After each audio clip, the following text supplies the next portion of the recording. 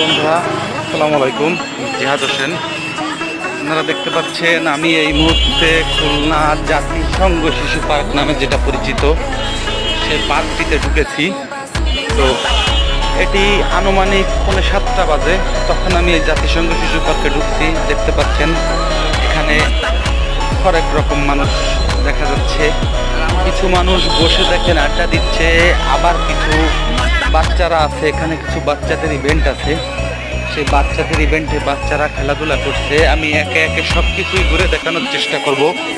আমি এই মুহূর্তে জাতিসংঘ শিশু পার্কে ঢুকেছি। এটি অনেক পুরানো একটি পার্ক।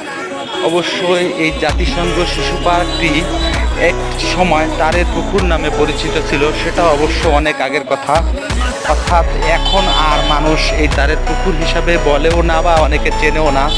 যারা একটু পুরনো টাইপের মানুষ আছে তারা এই